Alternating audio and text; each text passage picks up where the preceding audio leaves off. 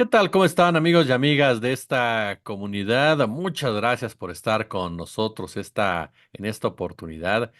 Durante la mañana de este martes escuchamos al presidente Andrés Manuel López Obrador hablar de una pausa en su relación con las embajadas de Estados Unidos y de Canadá.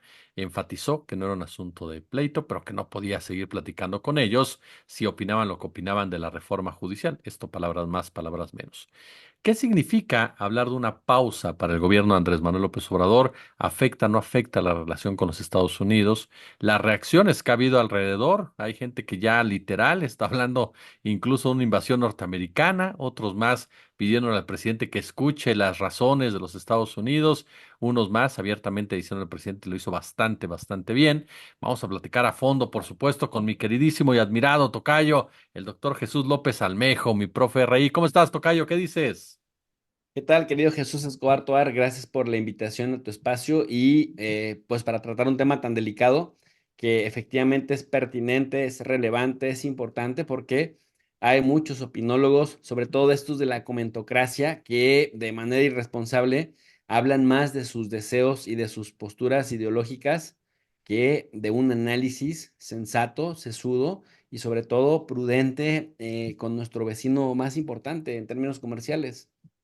Empecemos por ahí, querido tocayo. ¿Qué dimensión le das?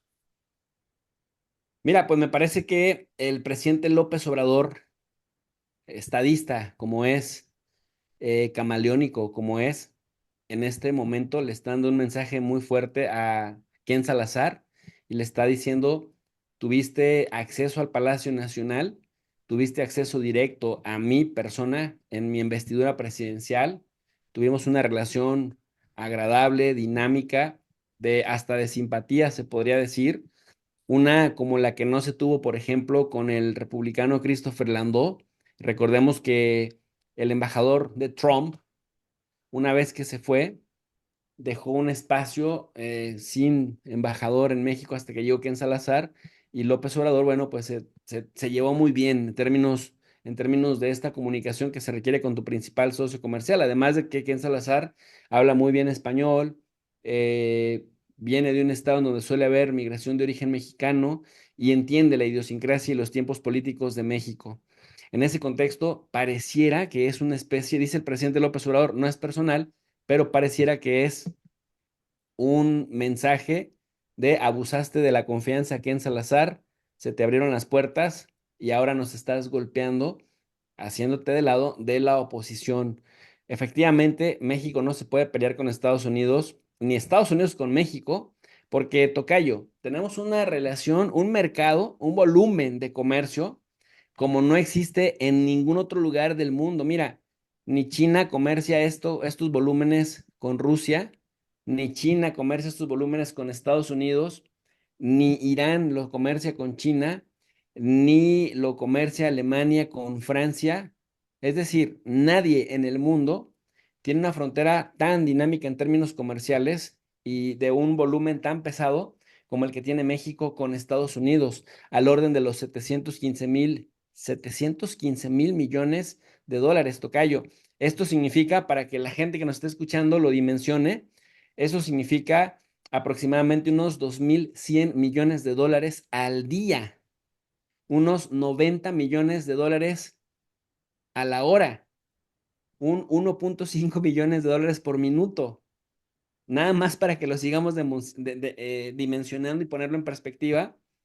México comercia con África, que son 54 países, al orden de los 2.500 millones de dólares al año, pero con Estados Unidos 2.100 millones de dólares al día. Y claro que por supuesto Estados Unidos se beneficia bastante porque aunque tienen un déficit comercial de unos 60.000 millones de dólares y esto le sirve a Trump para victimizar a Estados Unidos y decir que los socios comerciales se aprovechan de Estados Unidos como si fuera una alma de la caridad, lo cierto es que también pues los inversionistas estadounidenses invierten en México porque les es redituable. Y por supuesto que por la cercanía y por el diferencial salarial en la mano de obra, pues muchos de ellos vienen a hacer acá lo que no pueden hacer en Estados Unidos con la eficiencia que lo hacen en México, porque la mano de obra mexicana es una mano de obra muy eficiente, no le pagan tan bien como le pagarían a un estadounidense en territorio estadounidense, Y además, bueno, pues también hay incentivos fiscales para las inversiones estadounidenses por el Tratado de Libre Comercio.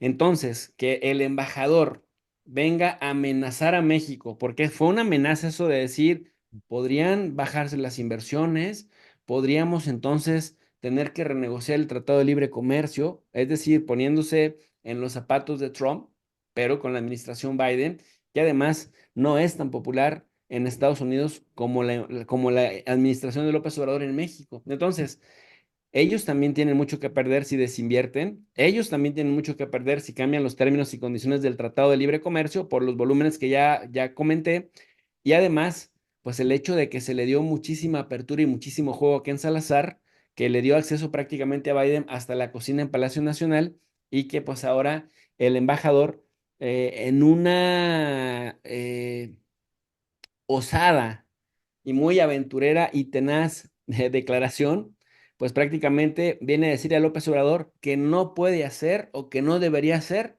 lo que Biden está intentando hacer, que es una reforma también al Poder Judicial allá en su país, de tal suerte pues que es incoherente porque además 43 de 50 estados eligen también a funcionarios de alto nivel de sus poderes judiciales. Que venga a decirnos que Afganistán e Irak, países que él ha visitado, tienen democracias muy débiles porque el poder judicial de esos países no es fuerte, pues a ver, que nos diga entonces si en su país funciona el poder judicial. Si no funciona el poder judicial, entonces su país está fallando. Y entonces sí tiene calidad moral para decirnos, por favor, no elijan a jueces o a magistrados o a ministros de la Suprema Corte y del Poder Judicial en general. Pero si sí funciona en su país, entonces es demasiado pues literalmente atrevido que nos venga a decir que ellos lo pueden hacer, pero nosotros no, tocayo. Tocayo, ¿por qué cambió Ken Salazar la postura en un momento dado? Tú lo sabes mejor que yo. En un principio había dicho son cosas de mexicanos, yo no me meto ahí, nosotros vamos a respetar y después a caer en amenazas. ¿Qué es lo que tú sientes que modificó esta postura en relación a la reforma judicial? Bueno, López Obrador ha sido muy claro en que el Poder Judicial mexicano no responde a intereses populares y no responde a los intereses de los ciudadanos de a pie. Por lo tanto, esta labor que tienen de procurar y de impartir justicia se ve frustrada en el Estado mexicano porque uno de los poderes, al no ser elegido directamente por el pueblo, no le rinde cuentas a nadie. Al ser autónomo, solo se rinden cuentas a sí mismos y se han despachado con la cuchara grande en términos económicos bajo el pretexto de que tienen que ganar muchísimo en comparación al resto de la población, porque si no se corrompen. Pero resulta que ganan muchísimo, nadie los elige, a nadie le responden y de todas formas se corrompen. Y por eso vemos amparos a grandes empresarios deudores de impuestos, a narcotraficantes de talla internacional mexicanos que en cuanto caen en sus manos los liberan y hasta los amparan, ellos bajo la excusa de que no los agarraron con el debido proceso. Y entonces vemos que dicen ellos, bueno, en el caso de la corte, pues tienes el Consejo de la Judicatura que de alguna manera equilibra, pero resulta que son ellos mismos evaluando si están haciendo bien el trabajo de ellos mismos, pero no hay un actor externo que los meta en cintura o que por lo menos les meta presión y los evalúe. Y tocayo, déjame te digo algo.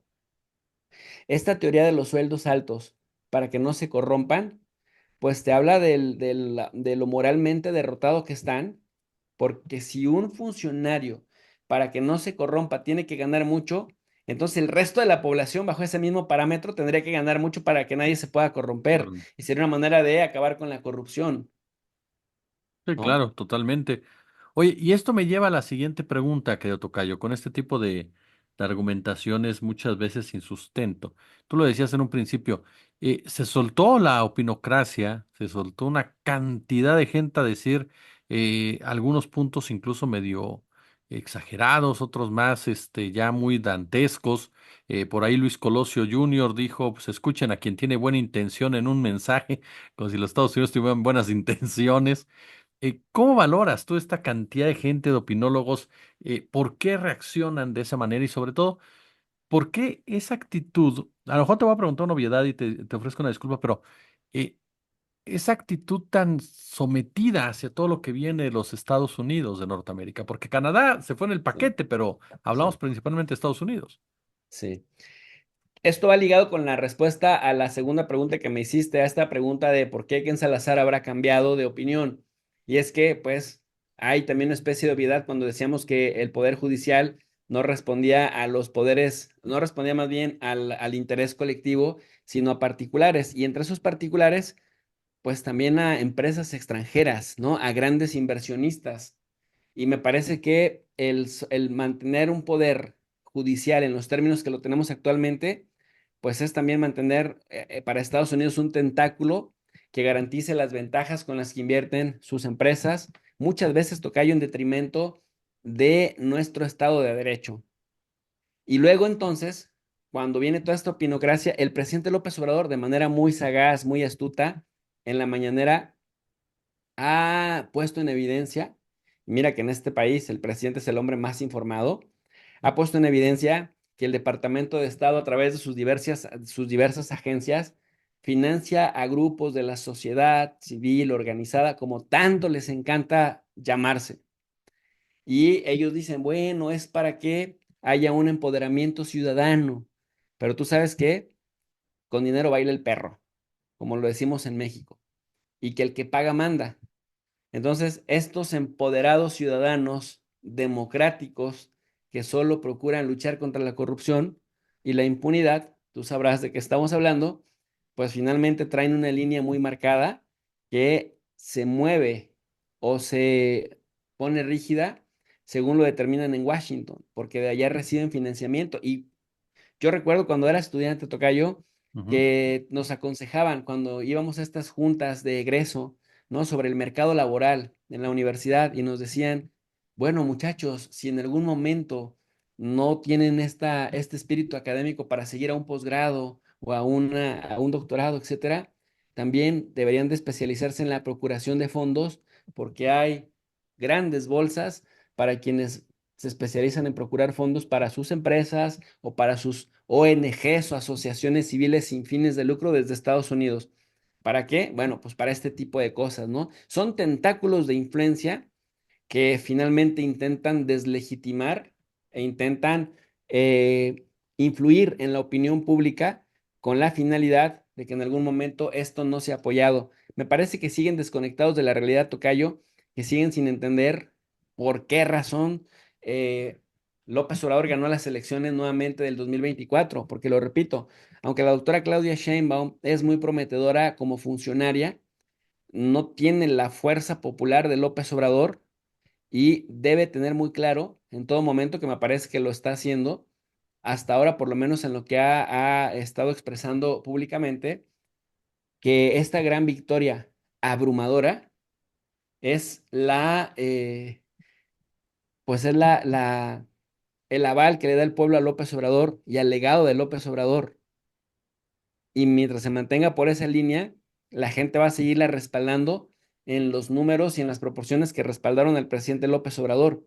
Y eso es algo que ni la oposición en México, ni los comentócratas, a los que despidieron, por cierto, por llevar a Televisa a sus niveles más bajos de audiencia, y además que están acusando censura, tocayo, cuando le han errado a todos los diagnósticos, a todos los pronósticos, hablan más desde la entraña y desde posiciones ideológicas y por lo tanto, pues a las masas, a la gente, a la audiencia, termina por generarles incluso repulsión, pues claro, se traduce en que bajen sus niveles de audiencia. Y tú sabes que en las televisoras en esos niveles se manejan grandes cantidades de dinero y si hay programas que no tienen rating, pues es pérdida de dinero, no hay patrocinadores, no hay empresas que se quieran anunciar en programas que nadie ve y bueno, pues están cambiando de estrategia, pero una de las razones importantes es que la audiencia percibe, tocayo, uno, que no son serios en sus análisis, que son propagandistas, pero que hacen propaganda a favor de los poderes fácticos que quieren mantener todavía cotos de poder por encima de nuestro Estado de Derecho y en total detrimento del interés de la colectividad, tocayo. Por eso me parece que el fracaso, y Ken Salazar, si me permites, está destinado a fracasar, porque aunque López Obrador ya le quedan solamente 30 días, 33 días, a partir de que estamos hablando tú y yo, Ken Salazar todavía tiene hasta enero del 25. Y si Claudia Sheinbaum sigue con la línea de López Obrador, va a ser un embajador congelado porque mientras estás hablando del gobierno mexicano, con la aplanadora, con las mayorías calificadas y con el apoyo y el respaldo popular de la gente, Ken Salazar representa un gobierno tullido, a un gobierno medio manco y súper impopular en los Estados Unidos. Fíjate, te adelantaste esa pregunta que te quería hacer, querido Tocayo. ¿Cuál era el futuro realmente de Ken Salazar? ¿No? Que a final de cuentas, si ya te congelaron la relación, si Claudia Sheinbaum dice yo respaldo en todo el presidente de la República, y esto te lo llevaría también a otro punto. Sí. Kamala Harris, según las encuestas, comienza a ser competitiva, incluso le da la vuelta a Donald Trump en algunos estados, Donald Trump en unos más. ¿Tú crees que esta presión en contra de la reforma judicial se Ujú. mantenga o se intensifique conforme se vayan acercando las elecciones en los Estados Unidos o crees que vaya disminuyendo precisamente porque ellos entran ya en este proceso como tal? Mira, es una pregunta brava en el sentido, pues, de que requiere un análisis de perspectiva, pero digamos lo siguiente. En Estados Unidos, tanto el candidato Trump, que ya nos trae de piñata porque le somos políticamente redituable golpearnos porque sabe que no hay consecuencias, o la candidata Harris, aunque ambos necesitan de México, ambos van a hacer lo que sea necesario hacer si eso que hacen les reditúa electoralmente. Y si toca golpear a México, lo van a golpear o a los mexicanos o a lo que tenga que ver con el tema de México. Entonces, sí se la ponen muy complicada a México y a los mexicanos, porque si por un lado Trump, como en el 2015, como en el 2020, nuevamente nos agarra de piñata para podernos presentar como ofrenda a su electorado WASP, ¿no? White Anglo-Saxon Protestant, a los rednecks, a los blancos, pobres y ricos, y después el Partido Demócrata, a través de su embajador, a través del Departamento de Estado y a través del Washington Post, en donde, por cierto, escriben Enrique Krause, Loret de Mola y todos estos rufianes que buscan cualquier pretexto para correr a acusar al gobierno de López Obrador y que puedan hacer ellos algo en términos de influencia en México, me parece que sí se pone un escenario complicado, pero con la fortuna de que en Estados Unidos en este momento, Tocayo, hay una verdadera división entre republicanos y demócratas y también ellos, por afectarse recíprocamente, siempre habrá el peso y el contrapeso que en lo tocante a México haga el equilibrio desde los Estados Unidos. Y si México, a diferencia de lo que teníamos antes, de otros contextos, Tocayo, en donde hay que decirlo, había presidentes con niveles de popularidad bajísimos y niveles de repudio altísimos, pues hoy tenemos en este contexto particular una presidenta con un respaldo altísimo y un presidente saliente que tiene contenta a la población. Y además otra cosa, por más que digan que López Obrador es autoritario, que esta nota diplomática de México de extrañamiento y esta respuesta que da Ken Salazar ya en un tono más conciliador, más amable, le sale barato a Ken Salazar. No olvidemos que Calderón declaró persona no grata al embajador Carlos Pascual. Y ojo, lo hizo en un contexto en donde desde Wikileaks Ujú, se revelaron los cables de lo que reportaba Carlos Pascual en aquel entonces.